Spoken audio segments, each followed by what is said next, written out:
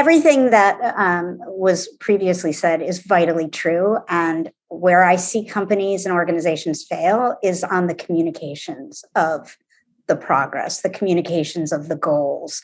Oftentimes, these goals and practices are set up in silos, very often at the very senior level of the company, maybe at the board level, but then it is not distributed, it is not communicated to all of the employees, to all of the partners, to all of the customers. And I think that one of the most important things is early on is to set up these communications and be rigorous about consistently reporting and being transparent when you don't meet targets and don't meet goals. And I think sometimes we tend to step back and think, oh, well, if we didn't meet this goal, if we're not being true to our plans, we're just not going to share it.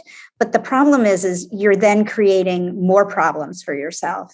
And I think it's like, in the beginning, communications oftentimes is thought of as an afterthought, and we would all be better served if we bring that in from the get-go. I think what I have observed is that some of the companies that we all work at are big brand names where we don't have a problem recruiting diverse talent, right? But the problem is keeping them. And what I have experienced is that we just don't set people up for success. We work in really competitive environment. So there's this sort of like, you're here, now you have to fight your way to the top instead of just, making it easy for folks. And there's nothing wrong with setting people up for success. And for women and people of color in particular, when you're the only in the room, like every little failure, mistake is scrutinized and overblown. And so I don't even think, not only should we set people up for success, we should let people fail. Because I think women and people of color don't have the opportunity to fail and fix and then succeed. Whereas I do think that, there are a lot of white men who get to fail all the time and then become CEO, and it's not a big deal. It's part of their journey. Whereas I do think that for more diverse communities, we just don't have, that ability. And so once you fail, you're out. We're talking about diversity, equity, and inclusion strategy. One of the key things that we need to discuss in the very beginning is that we may need to pivot quickly, that there aren't necessarily overnight wins, that this is a journey. The language that we use to talk about a diversity, equity, and inclusion strategy, we really need to be intentional about helping people understand that it's going to take a while for there to be oftentimes noticeable change, right? But we want to build programs that are both scalable and sustainable. And with that, we need the flexibility to be able to change. We need to measure things as we go. I think one of the things that is really important is understanding your applicant pool.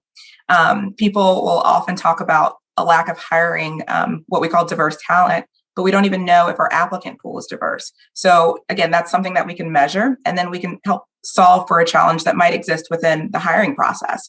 Do we need to do more inclusive recruitment training for those who participate in the interviewing process?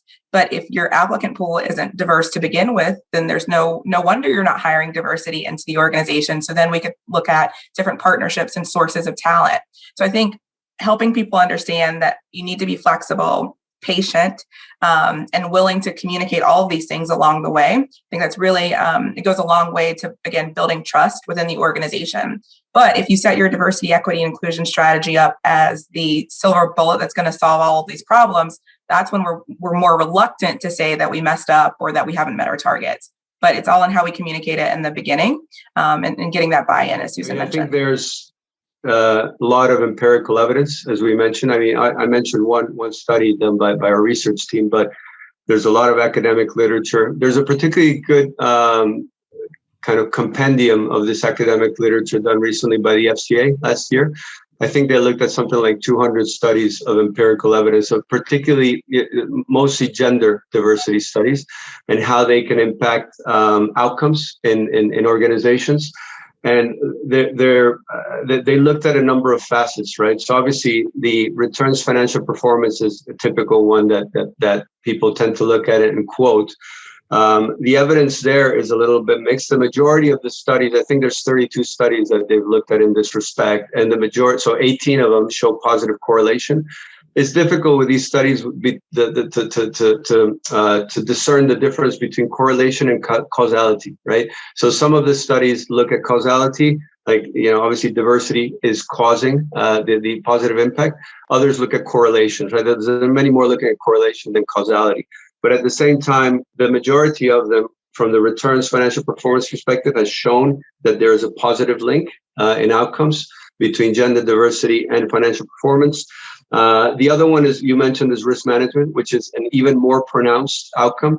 The majority of the studies that they looked at there, I think it was 21 studies from memory, and 20 of them were showing that there was better risk management outcomes from a more diverse gender board. And interestingly, I mentioned it before, there is a critical mass, right? So when the board has 30% or more, the impact is much more pronounced, the positive impact. When it's less than 30%, it's much less discernible. So that is a very interesting, and you see many companies targeting and regulators targeting 30% or above targets, right? And this is a very good reason for it, I think.